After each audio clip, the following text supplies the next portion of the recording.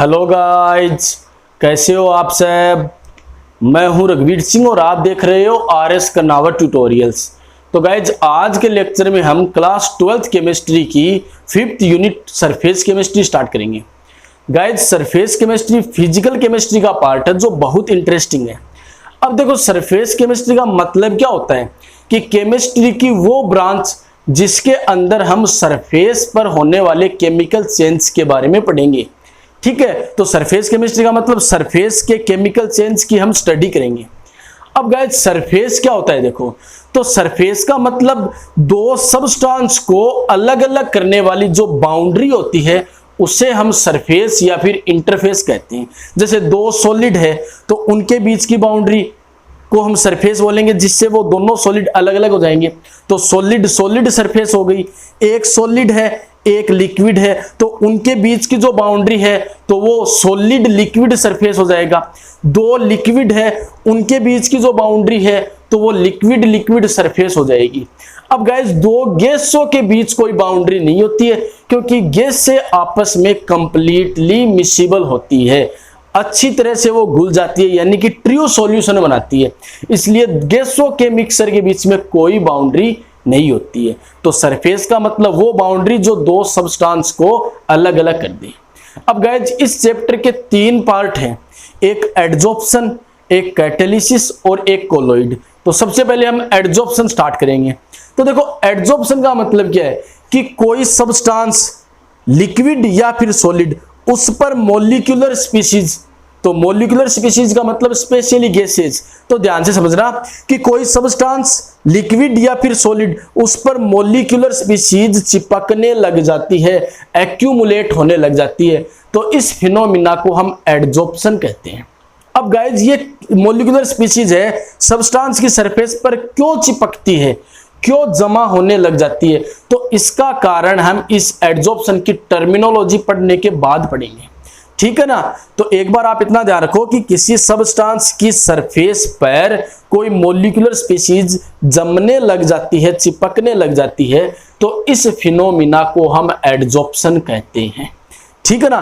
तो अब देखो the branch of chemistry in which we study the chemical change takes place at surface, की surface पर होने वाले केमिकल चेंज को हम सरफेस केमिस्ट्री के अंदर पढ़ेंगे। ठीक है, तो फर्स्ट पार्ट है एडजॉर्प्शन।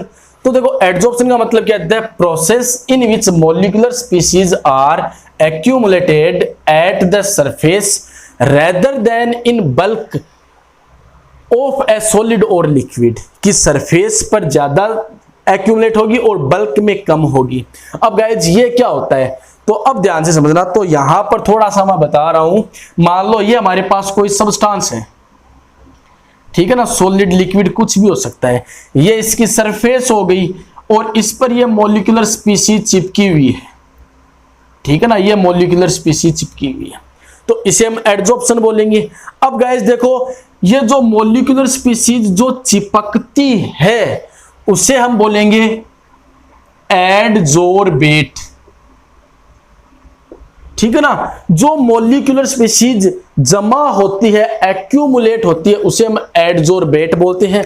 और जिस पर जमा होती है, ठीक है ना, तो इस पर जमा हो रही है ना, ये जो सबस्टेंस हमने लिया है इस पर ये मॉलिक्यूलर स्पीशीज चिपक रही है ना, तो जिस पर जमा होती है उसे हम एडजॉर्बेंट बोलते हैं। आगे बात समझ में, जो चिपकती है मॉलिक्यूलर स्पीशीज उसे हम एडजॉर्बेट बोलते हैं और जिस पर चिपकती है उसे हम एडजॉर्बेंट बोलते हैं, और इस प्रोसेस को हम एडजॉर्प्शन बोलते हैं। और ये जो बीच का पार्ट है ना इसे हम बल्क बोलते हैं।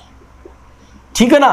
तो देखो एडजॉर्प्शन का मतलब क्या है, the process in which molecular species are accumulate at the surface rather than in the bulk of a solid और लिक्विड। आ गई बात समझ में। अब देखो एक्यूमुलेट है ये ना, adsorbate, it is the molecular species that accumulate at the surface, जो चिपकती है। Adsorbent, it is the surface at which adsorption occur, मतलब ये वो सरफेस होती है जिस पर एडजॉर्प्शन होता है, यानी कि मॉलिक्यूलर स्पीशीज आकर के चिपकती है। आगे बात समझ में। अब देखो गाइज डिसॉर्प्शन का मतलब क्या होता है।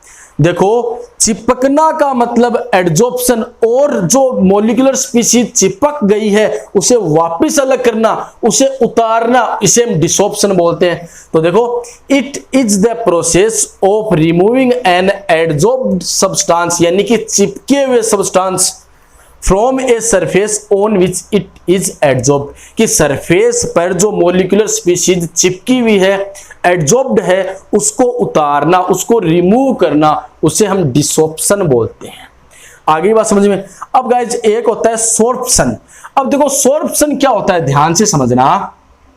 मान लो ये आपके पास कोई सब्सटेंस है, एडजॉर्बेंट है, ठीक है ना, इस पर ये मॉलिक्यूलर स्पीशीज चिपकी हुई है, तो इसे हम एडजॉर्प्शन बोलेंगे, और जो चिपकता है उसे एडजॉर्बेट बोलेंगे, और जिस पर चिपकता है उसे हम एडजॉर्बेंट बोलेंगे। लेकिन बाद में क्या होता है गाइज, ये जो ऊपर चिपकी हुई स्पीशीज है ये अंदर भी जाने लग जाती है। अब अंदर जाने को हम एब्जॉर्प्शन बोलते हैं। कहने का मतलब जो एडजॉर्प्शन है, यानी कि ऊपर जो चिपकी हुई स्पीशीज है वो बल्क यानी कि अंदर भी जाने लग जाती है, तो तब हम बोलेंगे कि यह सोर्प्शन हुआ है। तो देखो it is the process in which adsorbate dissolve into adsorbent, मतलब कि एडजॉर्ब्ड सब्सटेंस का मतलब जो ऊपर चिपका हुआ है वो धीरे धीरे अंदर जाने लग जाता है, यानी कि डिसॉल्व होने लग जाता है। Into the body of an adsorbent, यानी कि एडजॉर्बेंट के अंदर जब जाने लग जाता ना, तब हम सोर्प्शन बोलेंगे। जब ऊपर चिपका हुआ है तब एडजॉर्प्शन, और जब अंदर जाने लग गया तब सोर्प्शन, ठीक है। दस एडजॉर्प्शन चेंज इनटू एब्जॉर्प्शन। आ गई बात समझ में, ठीक है ना। तो गाइस सोर्प्शन और एब्जॉर्प्शन एक ही बात है, ध्यान से समझना। अब देखो हम एब्जॉर्प्शन और एडजॉर्प्शन दोनों में डिफरेंस करेंगे, तो इतना तो आप समझ गए होंगे। अब देखो इनके एग्जाम्पल्स है, तो वो लिखूंगा नहीं, बस आपको बता दूंगा। जैसे मान लो फर्स्ट एग्जाम्पल की हम बात करें, तो देखो मान लो हमारे पास एक वेसल है, कोई पात्र है, और उसमें चारकोल भरा हुआ है। चारकोल जानते हो ना, कोयला, ठीक है ना, और उसको हमने बारीक पीस लिया है ना, मतलब उसका पाउडर बना लिया है, ठीक है।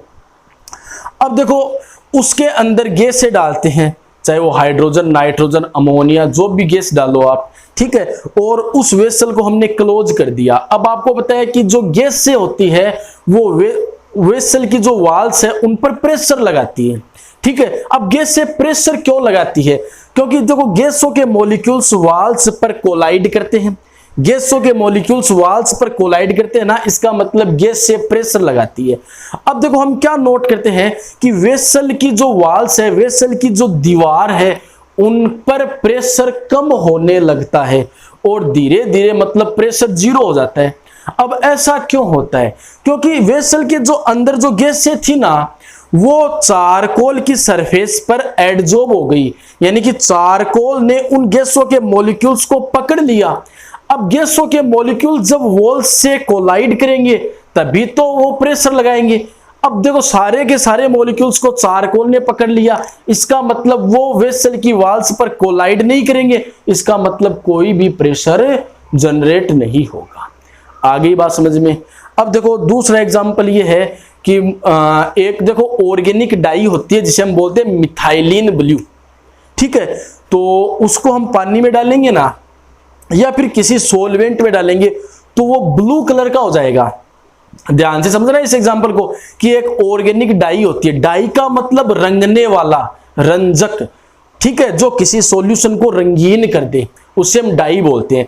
तो मिथाइलिन ब्लू का मतलब ये क्या करेगी, सॉल्यूशन को ब्लू करेगी, ठीक है। तो हमारे सॉल्यूशन में मिथाइलिन ब्लू है, यानी कि सॉल्यूशन हमारा ब्लू कलर का है।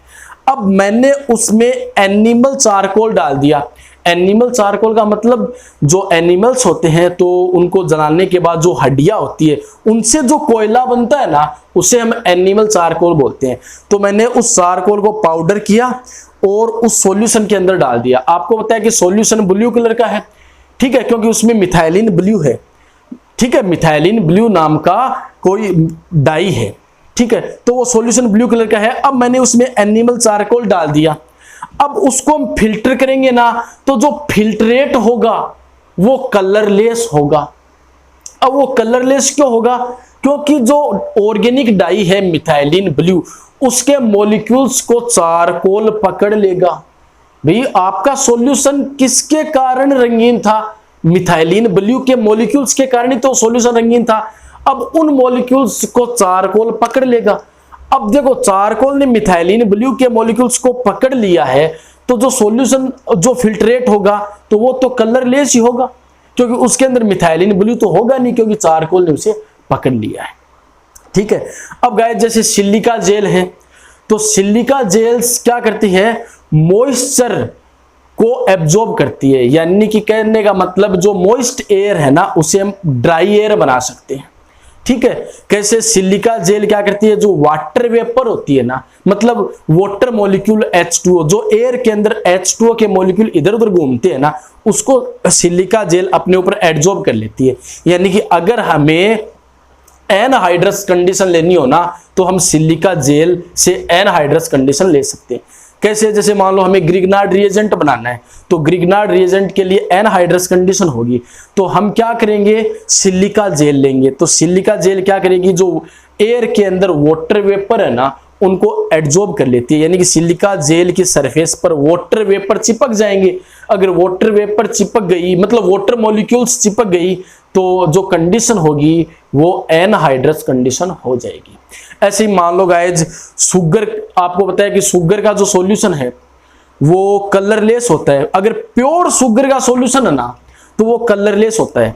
अब मान लो हमारे पास शुगर का सॉल्यूशन है और वो सॉल्यूशन रंगीन है, कलर्ड सॉल्यूशन है, इसका मतलब उसके अंदर इंप्योरिटीज प्रेजेंट है। ठीक है ना? क्यों? क्योंकि अगर प्योर शुगर होगी ना, तो उसका सॉल्यूशन होगा वो कलरलेस होगा। अब हमारे पास शुगर का सॉल्यूशन है और वो कलर्ड है, इसका मतलब उसमें कलर्ड इंप्योरिटीज प्रेजेंट है। अब उसमें हम चारकोल डालेंगे और उसे फिल्ट्रेट कर लेंगे। जो फिल्ट्रेट होगा, ठीक है ना, जो फिल्ट्रेट होगा वो कलरलेस होगा, क्योंकि जो कलर्ड इंप्योरिटीज थी ना, उनको चारकोल ने एब्जॉर्ब कर लिया, यानी कि अपनी सरफेस पर चिपका लिया। तो गाइज ये एग्जांपल्स थे, तो आप बुक से देख करके लिख लेना। ठीक है, तो इनको लिखिए आप। तो गाइज अब हम एब्जॉर्प्शन और एडजॉर्प्शन में अंतर करते हैं, तो ये अंतर आप एग्जांपल से समझना।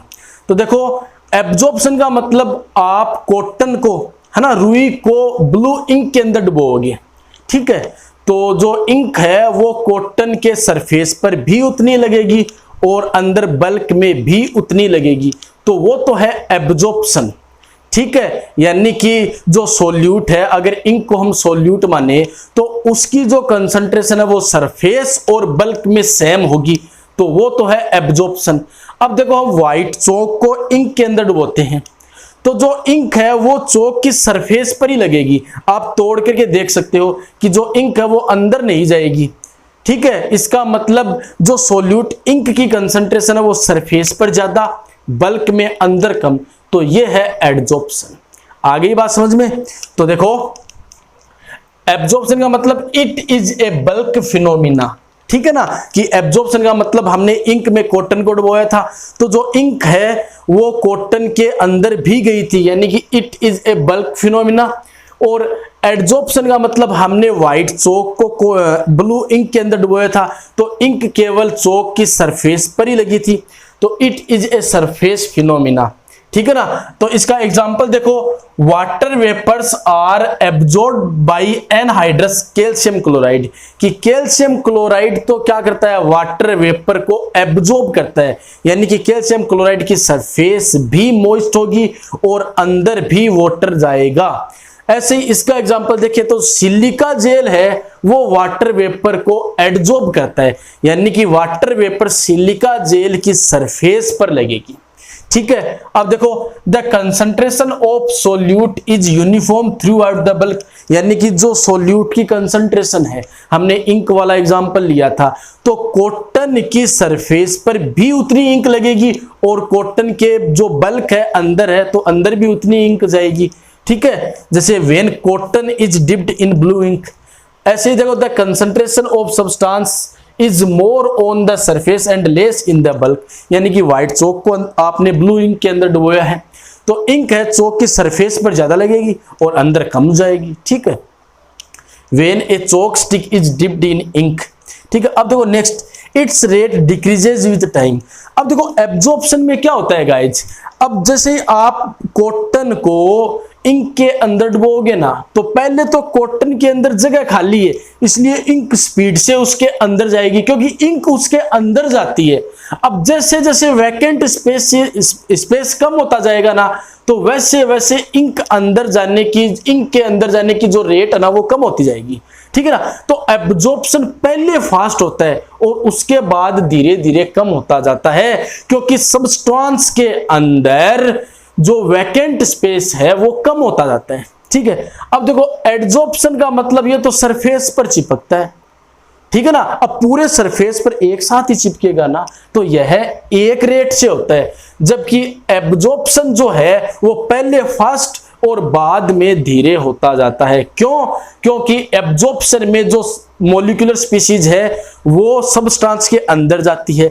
अब सब्सटेंस के अंदर पहले तो वैकेंट स्पेस ज्यादा होता है इसलिए जो मॉलिक्यूलर स्पीशीज है वो जल्दी जाती है, लेकिन धीरे धीरे सब्सटेंस के अंदर वैकेंट स्पेस कम होता जाता है तो मॉलिक्यूलर स्पीशीज अंदर जाना धीरे धीरे, मतलब उसकी रेट है वो कम होती जाती है। आ गई ना बात समझ में। तो गाइज अपना नेक्स्ट टॉपिक है एक्टिवेशन ऑफ एडजॉर्बेंट, कि एडजॉर्बेंट को एक्टिव कैसे करें। तो देखो एडजॉर्बेंट का मतलब वो सब्सटेंस जिस पर कोई मॉलिक्यूलर स्पीशीज आकर के चिपकती है उसे हम एडजॉर्बेंट बोलेंगे, जो चिपकता है उसे एडजॉर्बेंट बोलेंगे। अब इसको एक्टिव कैसे करें, ध्यान से समझना।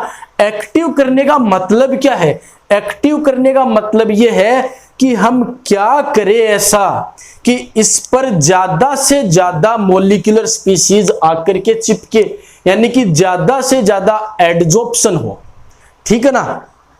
तो देखो फर्स्ट हम ये कर सकते हैं, अब देखो इसका सरफेस बस इतना ही है, अगर मैं सरफेस को बढ़ा दूं तो एडजॉर्प्शन के लिए ज्यादा सरफेस यानी कि ज्यादा मॉलिक्यूलर स्पीशीज आकर के चिपकेगी।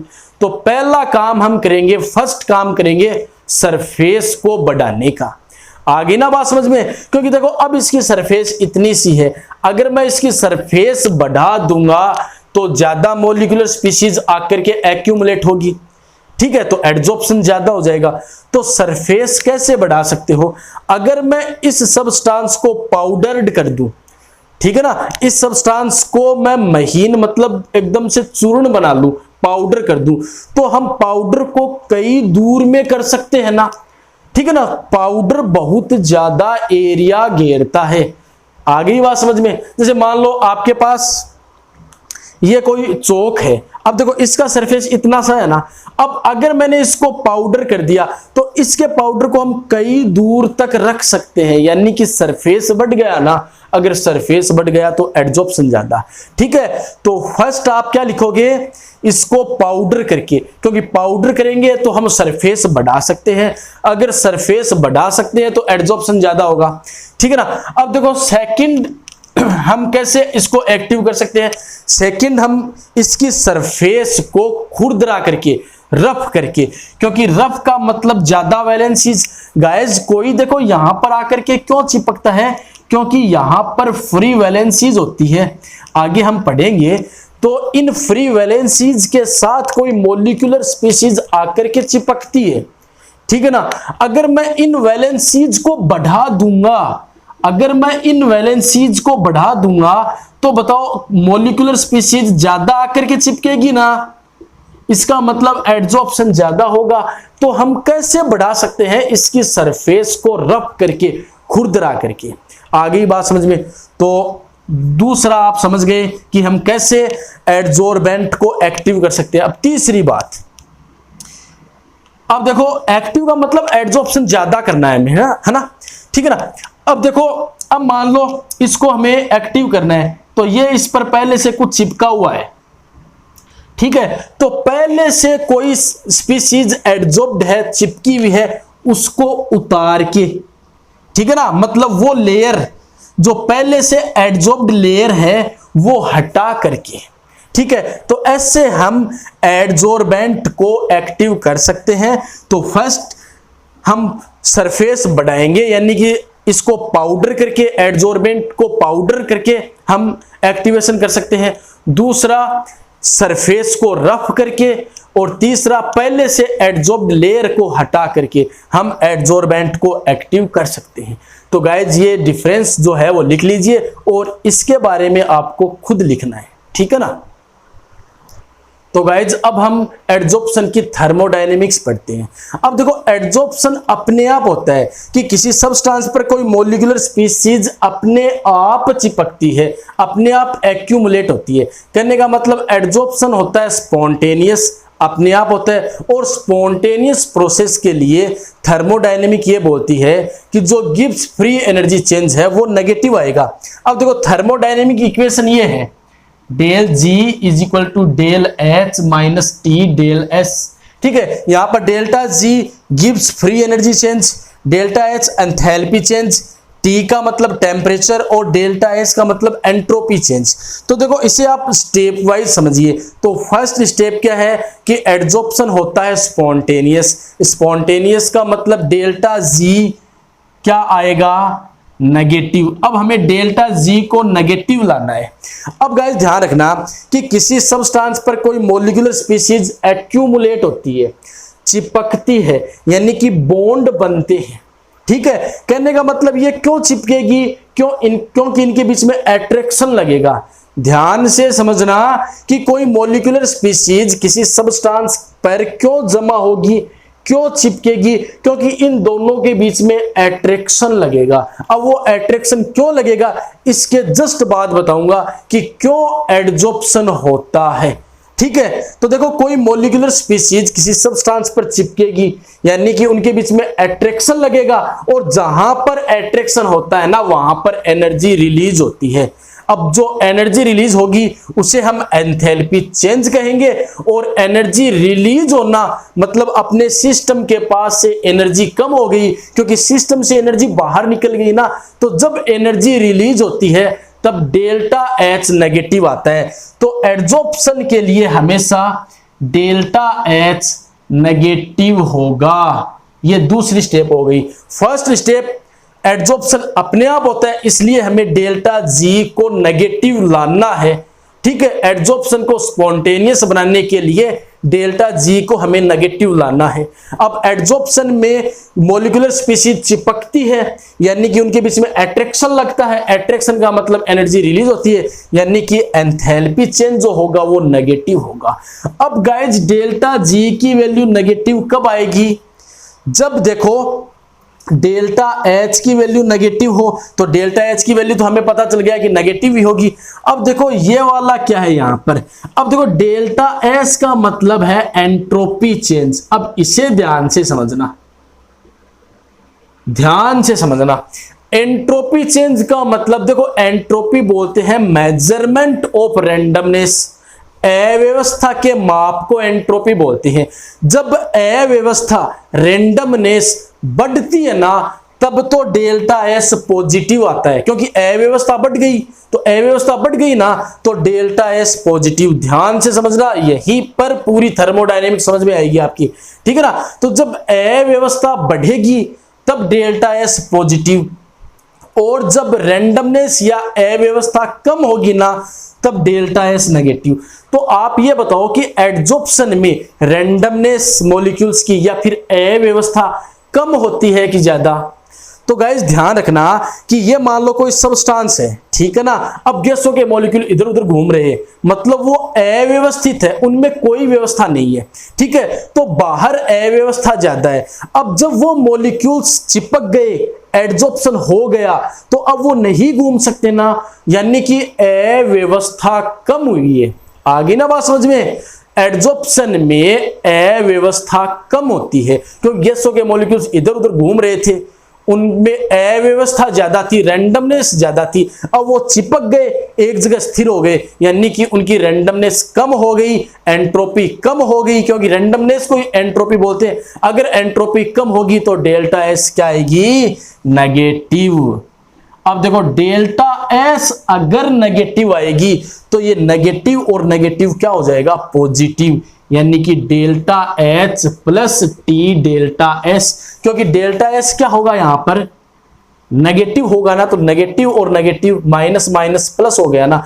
अब देखो हमें डेल्टा जी को नेगेटिव लाना है, क्योंकि डेल्टा जी का मतलब हमें एड्सॉर्प्शन को स्पॉन्टेनियस करना है, और स्पॉन्टेनियस के लिए डेल्टा जी नेगेटिव होते हैं। ठीक है, तो डेल्टा जी नेगेटिव कैसे आएगी? अब आपको पता है ना कि डेल्टा एस तो नेगेटिव ही होती है वैल्यू। अब अगर delta H is greater than T delta S हो, अगर नेगेटिव वैल्यू पॉजिटिव वैल्यू से ज्यादा हो, तब इनका जो मतलब रिजल्ट आएगा यानी कि डेल्टा जी आएगी वो नेगेटिव होगी। ठीक है, कहने का मतलब delta S is greater than T delta S होना चाहिए। अब गाइस इसको पढ़ लो, देखो तो during adsorption there is always decrease in surface energies, कि एड्सॉर्प्शन के अंदर एट्रैक्शन का मतलब एनर्जी रिलीज होगी। This decrease in surface energy appears as heat, therefore adsorption is an exothermic process। तो exothermic process में एनर्जी रिलीज होती है, that is delta H of adsorption is always negative। एक बात समझ गए? ठीक है, अब दूसरी बात, as the molecules of the gas are held on the surface of the solid adsorbent, hence entropy decreases, that is delta S is also negative। कि जो मोलिकुलर स्पीशीज है, गैसों के मोलिक्यूल्स है, पहले वो रैंडम थे, इधर उधर घूम रहे थे, वो चिपक गए, यानी कि उनकी रैंडमनेस कम हो गई, तो डेल्टा एस कम हुई। अगर डेल्टा एस कम हुई तो वैल्यू नेगेटिव आएगी। ठीक है, ये मैंने बता दिया। अब हमें delta G is equal to delta H minus T delta S, तो ये अपनी थर्मोडायनेमिक इक्वेशन है, तो इसके लिए हमें डेल्टा जी को नेगेटिव लाना है। ये आपको पता है नेगेटिव है, और यहां पर डेल्टा एस नेगेटिव है, तो ये नेगेटिव नेगेटिव पॉजिटिव हो गया, तो वैल्यू नेगेटिव डेल्टा जी की कब आएगी? जब delta H is greater than T delta S हो। तो for the process of adsorption to occur delta G must be negative, as delta S is negative, delta G can be negative only when delta H is negative and delta H is greater than T delta S in magnitude। तो guys thermodynamic आप समझ गए होंगे। तो guys अपना next topic है heat of adsorption, या फिर इसे आप एंथैल्पी ऑफ एड्सॉर्प्शन भी बोल सकते हो, या एड्सॉर्प्शन एंथैल्पी। तो देखो हीट ऑफ एड्सॉर्प्शन या फिर एड्सॉर्प्शन एंथैल्पी।